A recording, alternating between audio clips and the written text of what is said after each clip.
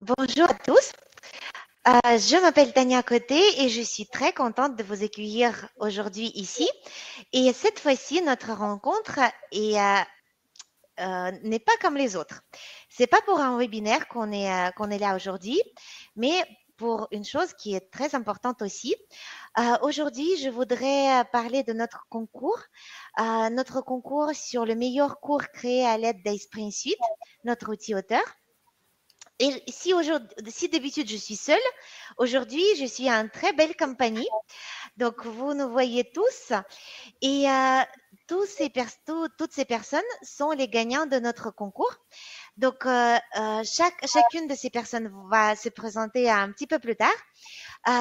Au début, je voudrais juste vous dire quelques mots sur ce concours. C'était notre initiative d'organiser ce concours indépendamment d'Spring Day ou tout autre événement. Et on était très contents d'avoir vos créations, tous les cours que vous nous avez envoyés. Donc, je vois que c'est pas tout le monde qui a participé à ce concours qui a pu se joindre à nous, mais en tout cas, vous allez pouvoir regarder le recording de notre rendez-vous.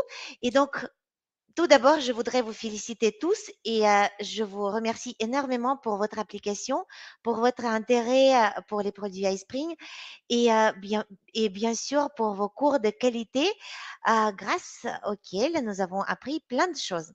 Donc, c'est notre premier concours dans ce contexte-là. Et je suis très contente d'annoncer aujourd'hui les résultats. Donc, nous avons vraiment, on a évolué tous les cours qu'on a reçus. C'était pas un choix facile pour choisir les meilleurs. Et donc aujourd'hui, je vous annonce ces meilleurs cours. Donc, on peut indiquer 3 places. Donc, le premier prix, le deuxième et le troisième. Le troisième prix a été gagné par Claire Noyer. Donc, c'est un ingénieur pédagogique indépendant. Et vous allez pouvoir trouver sur notre chaîne YouTube les extraits de ce cours.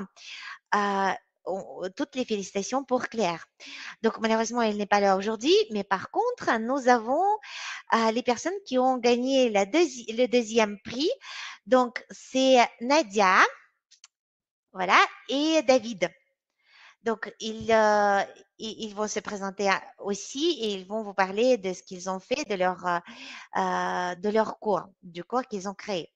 Et donc, j'ai le plaisir aussi d'annoncer les gagnants du premier prix.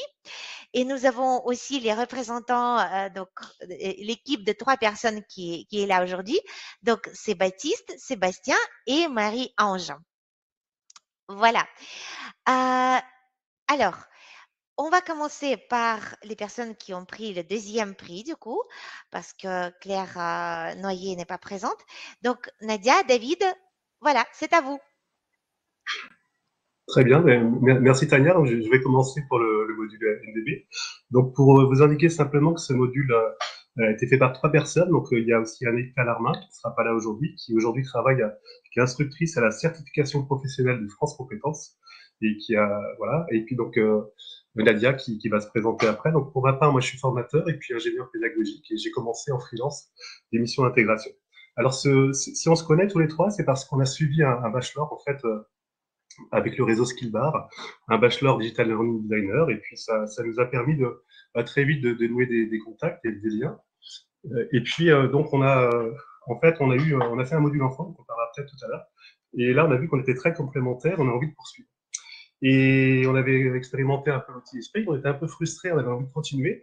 Et voilà, donc en fait, avec le réseau Skillbar, on a pu mettre en place un projet dans le cadre de ce qu'ils appellent un détox. Donc sous l'égide d'Alel Beraou, le chef de projet, en fait, on a mis en place la méthode ADI, hein, analyse, design, développement, implémentation, évaluation. Et donc ce détox, c'est un projet qui se passe sur 5 semaines. Et il y a un commanditaire, il y avait des experts. Et puis, on s'est demandé justement sur quel sujet, sur quelle thématique on allait pouvoir faire le module de 15 minutes.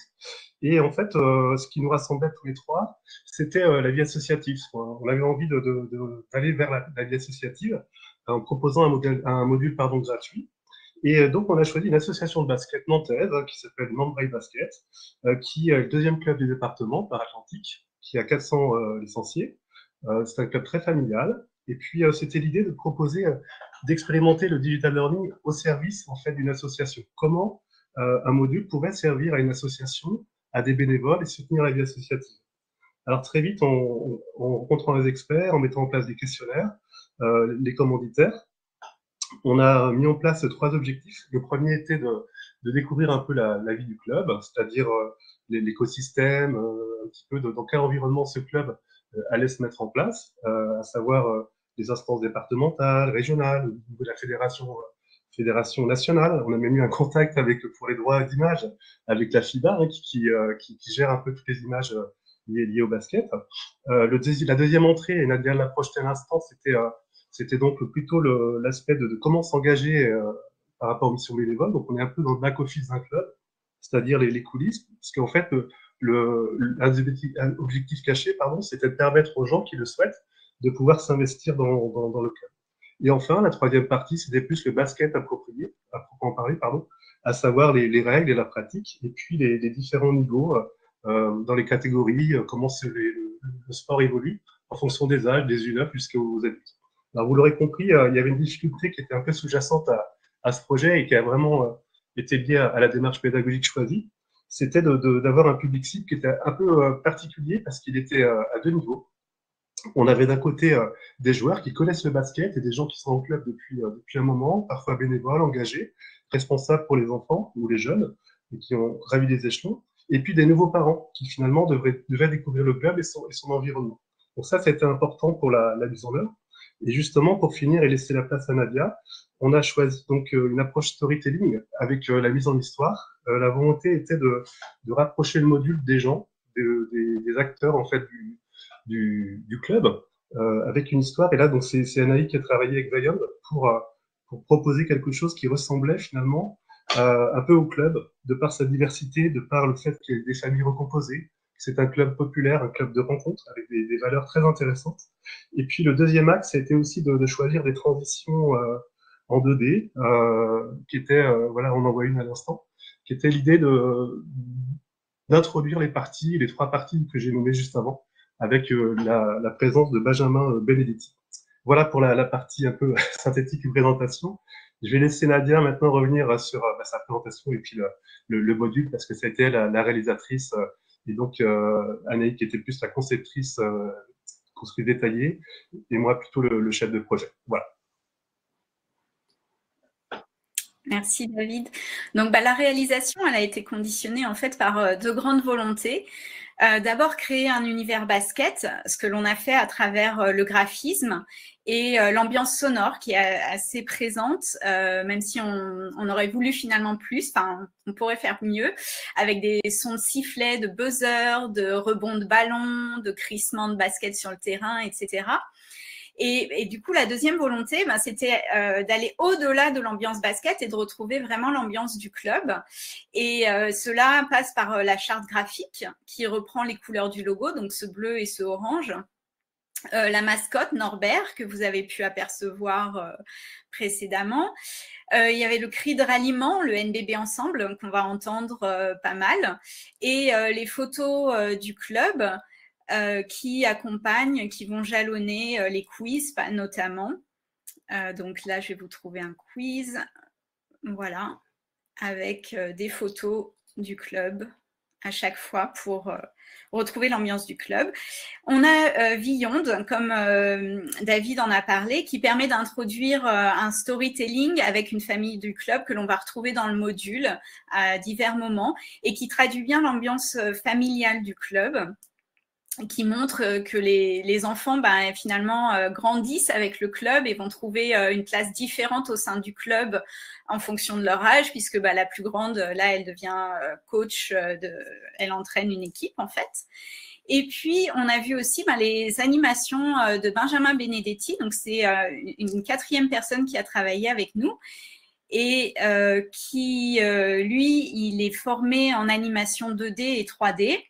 Il a fait une école dont David vous parlera rapidement tout à l'heure.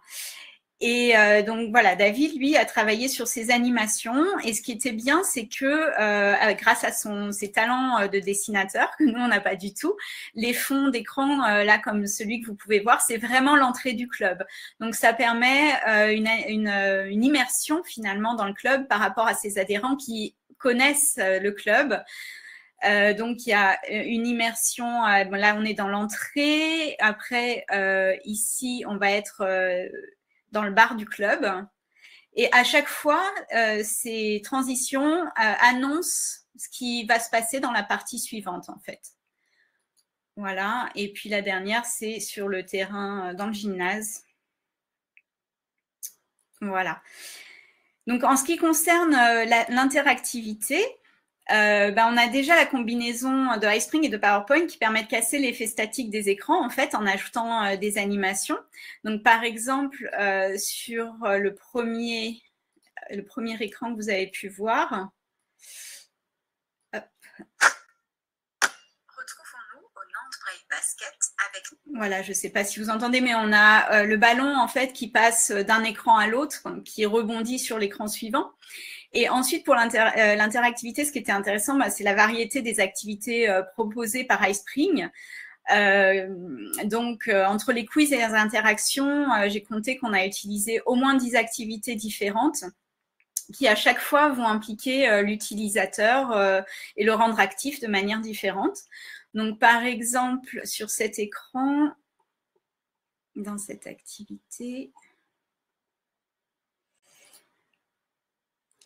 ici, on a un glisser-déposer qui est proposé par iSpring et du coup, on peut un peu reprendre les codes du basket et glisser les ballons dans enfin tirer finalement le ballon dans le bon panier, etc.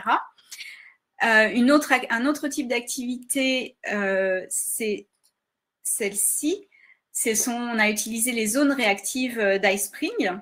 Et en fait, ça permet en fait de montrer des informations qui sont assez chiffrées et de manière simple et visuelle. Et là, les utilisateurs peuvent cliquer aussi en fonction de l'âge de leurs enfants. Ils ne sont pas obligés de tout faire. Voilà. Et une dernière activité qui est un catalogue de médias dans iSpring. Voilà. Où du coup l'utilisateur va cliquer sur les étiquettes qui le concernent lui. Il n'est pas obligé, voilà, il y a un certain nombre d'étiquettes là, mais il n'est pas obligé de cliquer sur toutes les étiquettes. Et l'idée, c'est de montrer que quel que soit son temps disponible, ses compétences ou ses centres d'intérêt, eh bien, on peut trouver une activité bénévole qui nous correspond au sein du club. Voilà. Donc, l'interactivité, elle passe aussi par la navigation. L'utilisateur, il a le choix de naviguer librement grâce au sommaire que vous avez vu en entrée de module.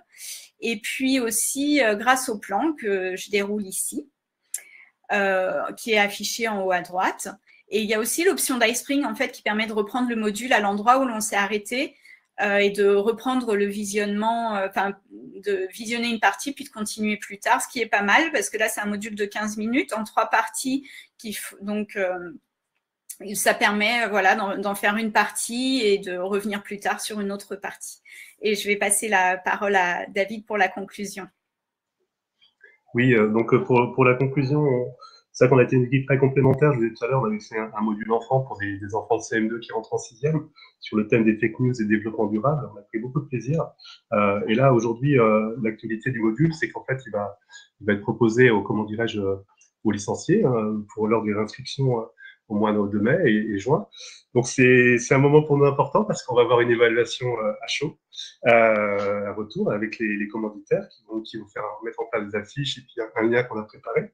Et ce qui a vraiment été important pour nous, et avec Nadia et Anaïs, on se l'est dit, c'est comment le commanditaire nous a dit que le module correspondait vraiment à au fait qu'il mettait l'image du club en avant et ce que le club était, qui ressemblait aux gens du club. Et pour nous, c'était un beau compliment. Voilà. Et du coup, maintenant, on a, on a envie de réaliser plein de modules. Je crois que Nadia, tu t'es pas présentée. Ça fait un appart. Tu fais quoi aujourd'hui?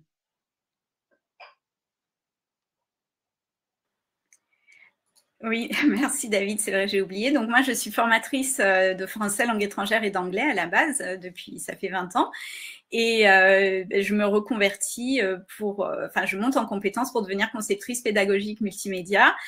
Et là, je vais commencer une petite mission au CNAM en tant qu'ingénieur pédagogique. Voilà.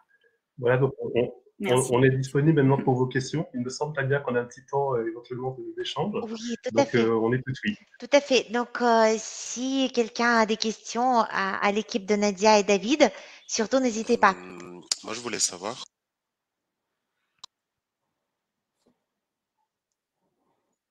avec quoi vous avez fait les illustrations? Alors, lesquelles, par exemple? Celle-ci? Celle à l'écran? Celle à l'écran et celle d'avant, quelques-unes, mais pratiquement toutes, hein. Alors, donc en fait, principalement, donc ça, c'est des personnages de Beyond. Beyond, ça permet de faire un peu je ne sais pas si vous connaissez, du dessin animé, en fait. Donc, c'est un logiciel à part. Et après, on peut intégrer les vidéos. Et ensuite, alors le logiciel technique que Benjamin Benedetti a utilisé, je ne saurais pas vous dire. Là, c'est vraiment… c'est Blender? D'accord. Okay. Donc là, c'est Benjamin Benedetti, donc lui qui a utilisé un logiciel pour dessiner et représenter les lieux du club du NBB, en fait. Et ce sont ses esquisses à lui. Voilà, là, ce sont ses esquisses qu'il a faites à partir des personnages de Beyond.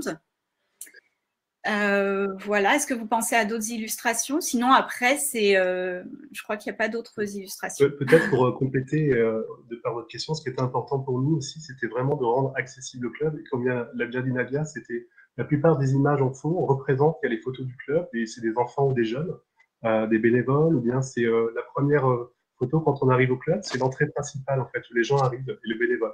Donc c'est vraiment aussi une logique, une stratégie finalement, pour rendre le plus accessible possible et donner envie aux gens de se projeter dans le module en fait. Ok. D'accord, super. Nadia, David, on a aussi, c'est pas vraiment une question, mais une petite remarque. Il paraît que le travail collaboratif est nécessaire pour réaliser ce genre de projet pendant une durée limitée. Donc, pourriez-vous le commenter un petit peu, s'il vous plaît? Oui, alors du coup, on a mis des modalités de travail en amont du projet. C'était vraiment important de définir la façon dont on voulait travailler. Je l'ai dit rapidement tout à l'heure, mais on avait chacun une référence. Vous l'avez compris, la partie graphique, réalisation, recherche d'images, mise en valeur, les activités, toute la partie Spring et technique, on va parler. Anaïg était plus sur la partie conception détaillée, mais voix off et puis Beyond. Et puis moi, plus aux conception générale, mais avec toutes les deux. Donc on avait un point commun. On faisait des points d'étape sur chacune des trois domaines que j'ai mentionnés. Et puis c'est un projet qui a duré 5 semaines et qui a nécessité en fait, on faisait des livrables, on produisait un document qui était mis en place avec le commanditaire et le club chaque semaine et qui reprenait, donc tout à l'heure je disais, les différentes étapes d'un projet. On commence par une idée générale, une note de cadrage, puis après on va on va analyser, on va faire avant le cadrage, il y a un cahier des charges du commanditaire, ce qui va nous amener à formuler un cahier des charges.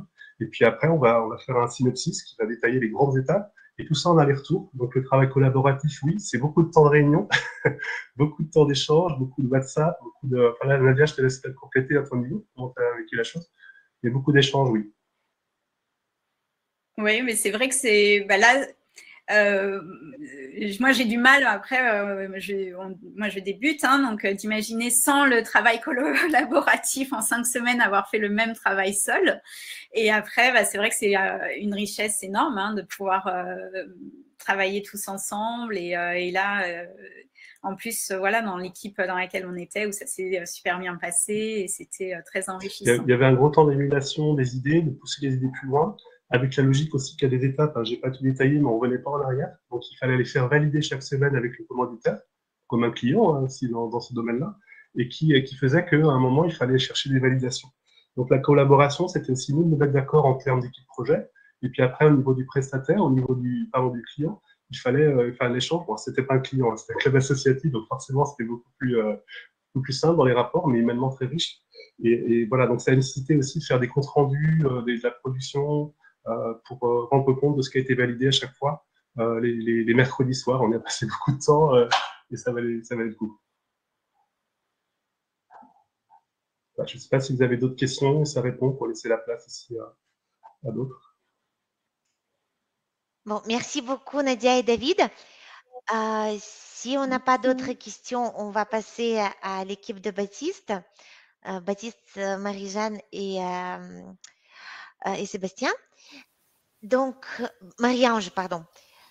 De toute façon, vous pouvez toujours poser vos questions en chat et même plus tard, vous pouvez passer votre message à moi et moi, je le transmettrai. Voilà. Donc, encore une fois, merci à David et Nadia. Et maintenant, voilà la parole à l'équipe de Toulouse.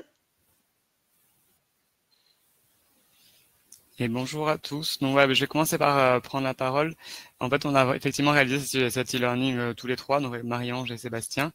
Et on travaille tous les trois pour le CHU de Toulouse, donc l'hôpital public à Toulouse. Et donc Sébastien et moi, on travaille déjà depuis un moment ensemble dans la cellule qui est dédiée à la conception des e-learning, en fait, au CHU. Donc en fait, notre service peut se rapprocher de tous les services de l'hôpital pour créer des e-learning. Et ça permet à la fois une technicité énorme et à la fois un côté pédagogique et ludique possible avec une solution comme eSpring. Mais je voulais le souligner parce qu'en fait c'est assez précieux et on fait tout ça sur notre temps de travail forcément. Mais je suis juste pour rebondir sur cet e-learning qu'on vient de voir, je suis très impressionné par les délais parce que 5 semaines, je trouve ça fou d'avoir fait autant de visuels impressionnants avec ces animations, avec du mouvement, avec ce ballon qui va de l'un à l'autre. Enfin voilà, félicitations en tout cas. Je voulais juste vous dire ça. Et ouais, nous on a travaillé beaucoup à distance dans tous les cas, donc effectivement le collaboratif est important et on a fait beaucoup de visio, mais on a pu se mettre d'accord assez facilement parce qu'on travaille aussi au sein du même hôpital. Et ouais, ça permet quand même de maximiser énormément la qualité de soins pour les patients et aussi la formation pour tous les agents de l'hôpital tout au long de leur vie qui ont accès après à tous les e-learning. Et donc ce que je voulais faire, c'est donner la parole à Marie-Ange en fait qui a conçu les supports et après Sébastien nous racontera sa touche graphique avant de vous montrer l'e-learning. Donc bonjour à tous. Donc moi je suis physicienne médicale au CHU de Toulouse et je m'occupe particulièrement de la radioprotection des patients. Donc du coup, comment a été initié ce projet? À la base, c'est pour répondre à une conformité réglementaire et qui fait que les professionnels doivent être formés à la radioprotection des patients. Et par conséquent, donc, on s'est rapproché des professionnels concernés et on a émis plusieurs hypothèses concernant la réalisation de ces formations. Et la solution qui s'est dégagée de par les professionnels, c'était de réaliser cette formation en partie en version e-learning et puis en version présentielle. Donc du coup, pour pouvoir faire ce mix de formation, on s'est rapproché de notre pôle formation dont font partie Baptiste et Sébastien pour savoir s'ils pouvaient nous accompagner sur la réalisation et la mise en ligne au final des présentations qu'on avait déjà faites sous PowerPoint pour ma part et du coup de savoir s'ils pouvaient nous assister pour la mise en ligne de celle-ci et essayer également d'améliorer le graphisme tel qu'on l'avait défini au départ, parce que moi, c'est pas mon métier. J'ai fait des PowerPoint comme je le pouvais. Et c'est vrai que grâce à l'appui de Sébastien et de Baptiste, on a essayé de monter une formation, alors la majorité de cette formation passe par le e-learning, et nous, ce qu'on voulait, c'est que pour les professionnels dont c'est pas forcément le domaine de compétence, elle soit à la fois didactique, elle soit simple, elle soit ergonomique à utiliser, et qu'elle soit un petit peu ludique pour essayer de casser, on va dire, l'aspect théorique de la formation et d'y donner un petit plus. Donc, on a initié ce projet en milieu d'année dernière, à peu près. Et le projet, au jour d'aujourd'hui, il touche à sa fin via la réalisation de 8 modules en e-learning. Et donc, le reste qui sera fait sur la partie présentielle. Maintenant, je vais me permettre de laisser la main à notre graphiste qui nous a énormément aidé sur cette formation et que je remercie particulièrement parce que grâce à lui et grâce à Baptiste, notre formation maintenant, elle a une toute autre forme, une toute autre allure et c'est en grande partie grâce à eux. Voilà, Sébastien, je te passe la main. Ça marche. Donc bonjour à tous, moi je m'appelle Sébastien Marcillon, je suis graphiste au centre de formation multimédia avec Baptiste. Et donc mon métier, il consiste vraiment à mettre en forme les e-learning, peu importe le sujet, ça peut être de la sécurité incendie, comme en fait tout ce qui concerne l'hôpital par n'importe quel thème en fait. Donc moi je m'occupe de me baser sur ce qu'a fait Marie-Ange et de le transformer visuellement pour que ça colle et qu'on puisse avoir un univers qui correspond vraiment non seulement à la demande mais au grand public vu que ça va être vu par beaucoup de personnes. Donc il a vraiment fallu faire une recherche autour de la radioprotection, autour des appareils, des machines. Je me suis beaucoup inspiré des panneaux de commande. Donc des fois on va avoir une iconographie qui fait appel aux boutons et à tout l'univers en fait de la radioprotection, que ce soit visuellement ou dans l'apprentissage. Et donc avec eSpring, on a pu vraiment créer l'interactivité qui était en parallèle avec l'illustration, faire bouger des objets. On a utilisé un petit peu de 3D. Enfin, il y a vraiment un panel de ressources qui a été mis en place et qui ont servi pour le coup à 8 modules. Donc c'était un gros travail d'illustration. Et c'était une belle aventure, on a vécu plein de moments vraiment chouettes. Donc voilà, je vais laisser la place à Baptiste pour qu'il vous montre. Oui, je vais le montrer l'e-learning pour le coup. Alors... Et oui, effectivement, ça a été une grande aventure parce que autant je connaissais Sébastien depuis 1 an par là, autant on a découvert Marie-Ange tous les deux et on s'est tout de suite bien entendu. On a pu travailler très efficacement. Effectivement, le collectif, là, comme ça a été demandé, est très important parce que c'est sûr qu'il faut se dégager du temps. Et on arrive plus facilement à se dégager du temps si on passe des bons moments de travail, même si c'est des visios, hein, parce qu'on a fait beaucoup de visios. Mais c'est très important. Et ouais, juste pour préciser, la partie e-learning doit durer 4h30 en fait. Donc c'est énorme en fait, c'est plus d'une demi-journée. C'est pour ça qu'on a vraiment mis l'accent sur créer de l'interactivité pour maintenir l'attention de l'apprenant. Parce que quand on a des modules qui sont un petit peu attendez, je vais essayer de mettre le plein écran. Voilà. Qui sont un petit peu longs, eh bien, j'ai préféré donc casser la dynamique de visionnage passif en mettant un bouton à cliquer par-ci, comme celui-là, par exemple, pour lancer du learning. Et forcément, voilà. Et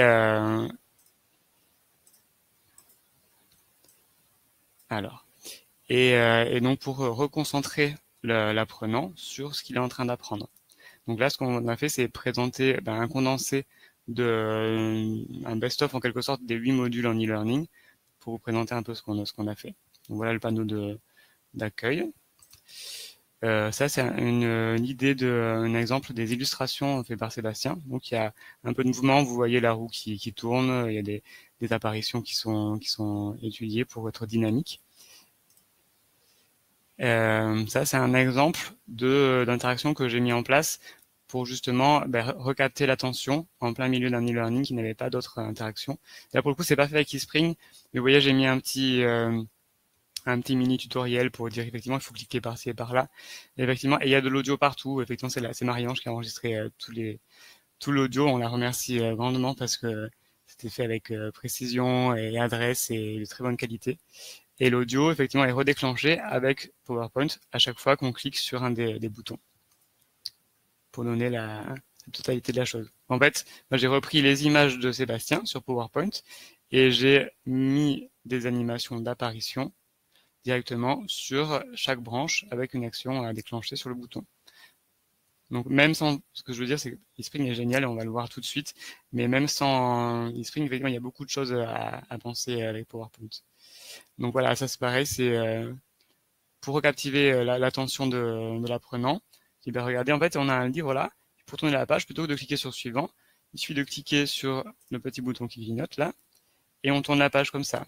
On a mis donc des petits mini tutoriels, c'est la même icône à cliquer partout sur les 8 modules, quand il y a des modules comme ça. Et ça permet donc de créer l'interactivité pour l'apprenant et reconcentrer toujours sur le propos. Voilà, une page titre. Donc là, en fait, ça c'est du PowerPoint, mais on va voir tout de suite qu'on a utilisé eSpring au service de l'e-learning pour simuler le présentiel en quelque sorte. Parce qu'en présentiel, on va pouvoir poser des questions aux apprenants, on va pouvoir leur dire réfléchissez, quels sont les points à faire attention, de vigilance, etc. Donc là, on a dit écoutez, prenez 5 minutes pour regarder ce dossier patient et voir les points à repérer. Et lors de la diapositive suivante, donc on a mis une interaction, un module interactif donc d'interaction eSpring avec un petit tutoriel. Donc certaines des zones sont mises en évidence, donc c'est ce qui a été expliqué tout à l'heure avec l'autre e-learning, où pour le coup, on peut cliquer sur les zones et au moment de cliquer, effectivement, on a des renseignements supplémentaires, donc qui expliquent pourquoi est-ce qu'il fallait faire attention, par exemple ici au nom de l'intervention ou à l'IMC de la patiente, etc.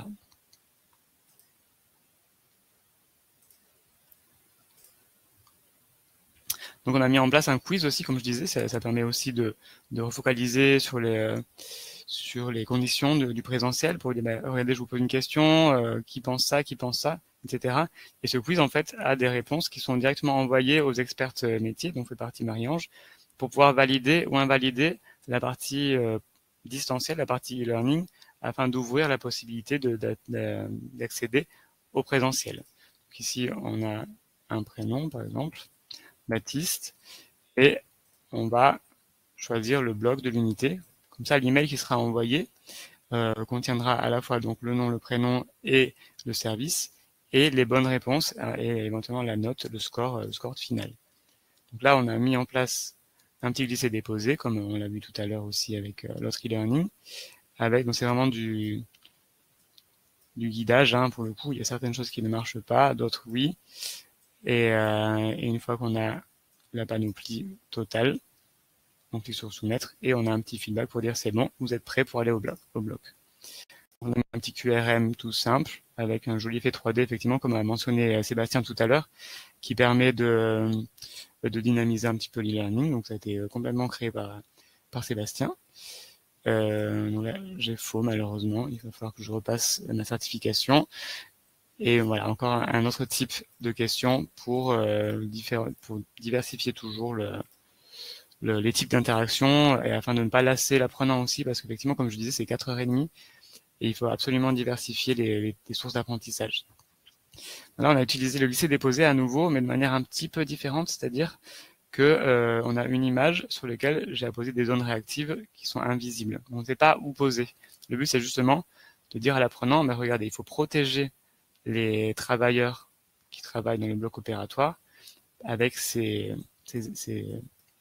protections. Mais l'apprenant ne va pas savoir forcément où les poser. Donc après, c'est forcément un peu guidé avec la perspective de l'image. Vous voyez, donc on a un paravent plombé, une petite visière et carrément un paravent fixe. Voilà, avec un joli effet de transparence. Et ça, c'est merci au graphisme magique de notre graphiste Sébastien, parce qu'effectivement, ça fait tout. En fait. Moi, j'ai apporté la touche d'interaction. Sébastien a vraiment apporté tous les visuels et avec des idées d'interaction aussi, mais vraiment, c'est lui qui a fait tous les visuels. Et donc voilà, un autre type d'interaction pour apporter la chronologie de ce qui se passe dans un bloc opératoire. Un petit QRU pour le coup, réponse unique, et un deuxième pour que l'apprenant puisse restituer des connaissances qu'il aura apprises tout au long des 7 modules précédents ou même de ce module-là. Donc voilà, ici on a le rapport détaillé, c'est plus ou moins ce qui est envoyé par eSpring directement aux experts métiers pour valider donc ou invalider l'accès au présentiel. C'est très pratique ça pour le coup, hein. Si jamais vous n'étiez pas au courant, ça peut vraiment solutionner. Il y a plein d'options qui sont paramétrables, d'afficher ou non les bonnes réponses, ou juste le score et envoyer si c'est validé ou pas. Enfin, c'est vraiment très pratique.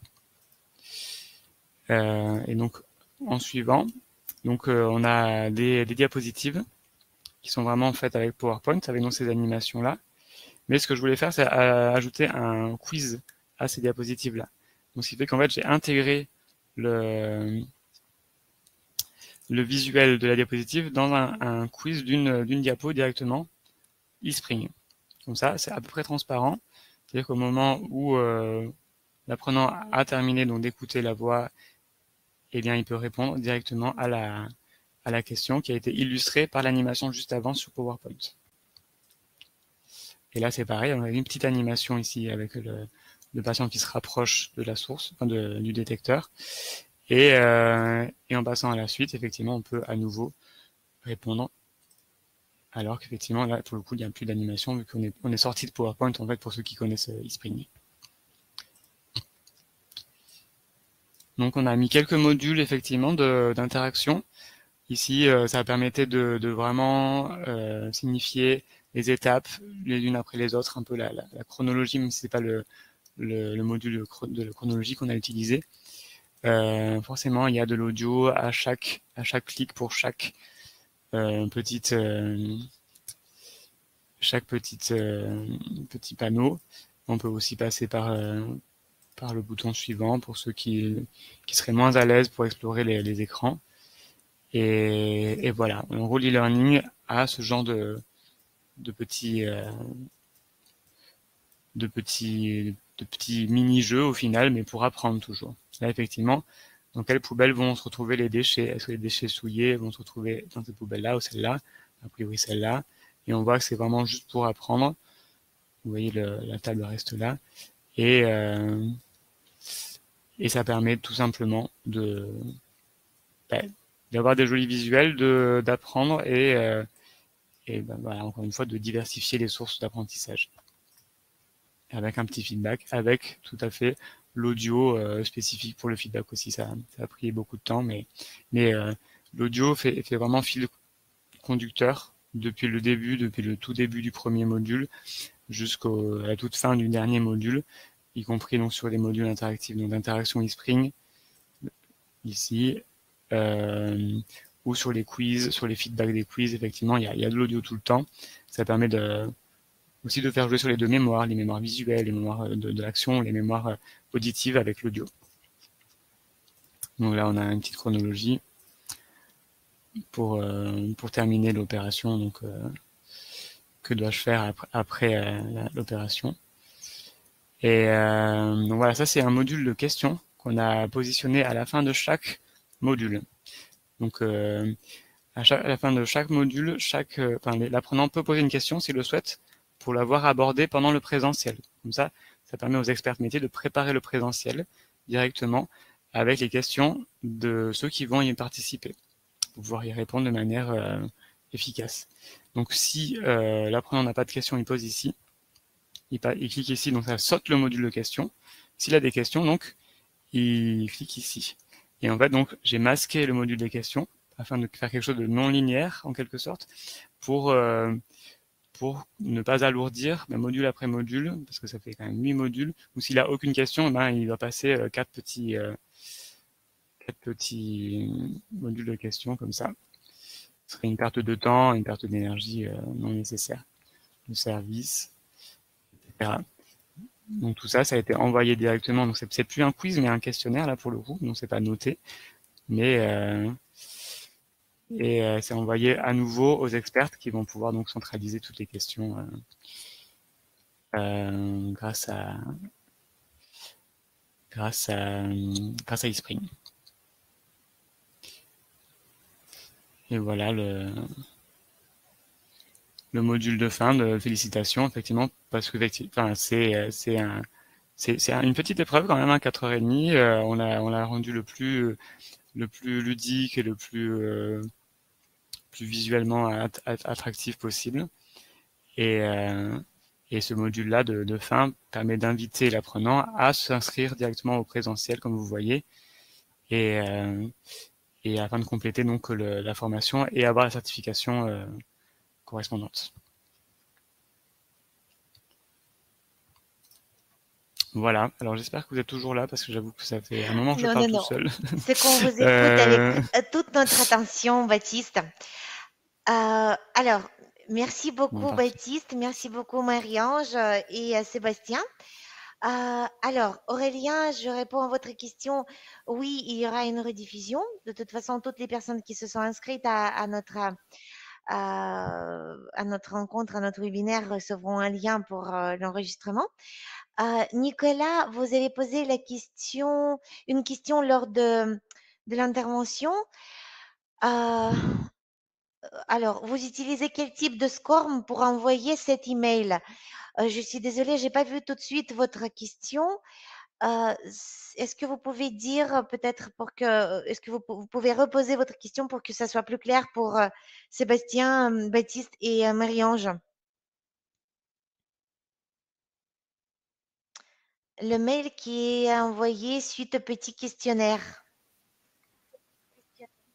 En fait, on n'a pas introduit le SCORM encore, parce que nous, on utilise une plateforme LMS qui s'appelle ELF et de TIA, et on a pas, alors disons qu'on n'a pas encore investi cette fonctionnalité, on ne sait pas si c'est facile ou pas, mais en gros, eSpring, seulement eSpring, pour le coup, le module de questionnaire ou de quiz permet lui-même de programmer à la soumission du questionnaire, selon différents critères, d'envoyer ou non, mais à différentes adresses, nous on en a mis 3 là, à plusieurs adresses, donc les résultats du questionnaire ou du quiz, avec la note, le cas échéant.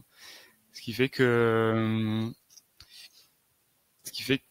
pour l'instant, effectivement, ce serait plus pratique avec le SCORM pour pouvoir récupérer directement dans le LMS les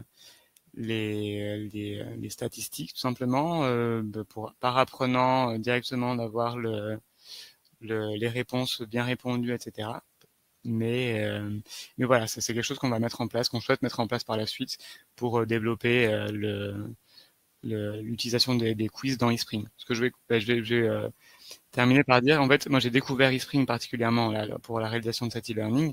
On avait eu une petite journée de formation l'an dernier, mais et donc ouais, c'est quelque chose, c'est un outil qui est juste fabuleux, je trouve, très facile de le prendre en main, même s'il faut avoir un peu, j'imagine, d'expérience dans le multimédia.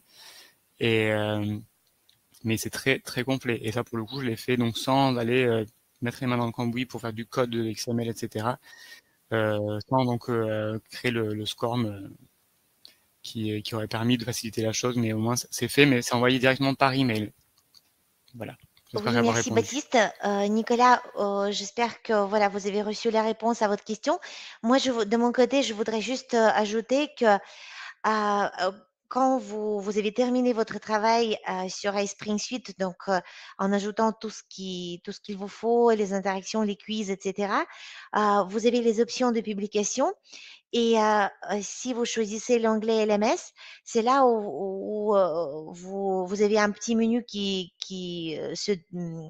s'ouvre, où il y a différentes options, y compris pour SCORM. Donc, à l'aide d'iSpring Suite, vous pouvez faire les packages SCORM, comme Baptiste a bien dit, et donc ce qui permet après de le restituer dans un LMS et recevoir les statistiques détaillées sur l'avancement sur le score, sur les réponses que l'apprenant a données. Voilà. D'accord. Donc Aurélien, ne vous inquiétez pas, on va rediffuser de toute façon, donc il n'y a pas de souci. Alors, merci beaucoup à tous. C'est vraiment fabuleux. Vous avez dit le mot fabuleux pour notre outil, mais en fait, ce qui est vraiment fabuleux, c'est le travail que vous avez fait. Donc, je vous remercie encore une fois. Vous savez déjà vos prix, les choses je veux dire les cadeaux que vous avez gagnés. Donc, pour le premier prix, c'est une licence d'un an et pour le deuxième, c'est une licence de 6 mois. Donc, c'est Anastasia qui va pouvoir se mettre en contact avec vous pour vous distribuer vos cadeaux. Donc, pour toutes les personnes qui nous ont vus ou qui vont nous voir lors de la rediffusion, sachez que à l'aide d'Esprit Suite, vous pouvez vraiment faire des choses de bonne qualité, des choses bien engageantes, ludiques. Et voilà, tout ce qu'on a vu aujourd'hui, c'est une belle preuve de tout ça. Donc, bravo à tous. Bravo à vous tous. Je suis très contente de voir comment vous avez arrivé à ce résultat parfait et vraiment impressionnant. Donc, à bientôt à tout le monde. Encore une fois, merci. Et avec les personnes qui me voient pratiquement tous les mois pour les webinaires, je vous dis à très vite, donc pour découvrir encore plus nos outils. Donc, une très bonne journée à tout le monde. Félicitations à tous encore une fois et à très bientôt. Au revoir. Au revoir, merci. Au revoir, merci. Au revoir, merci. Oui, merci beaucoup Au revoir. à tous. Merci, au revoir.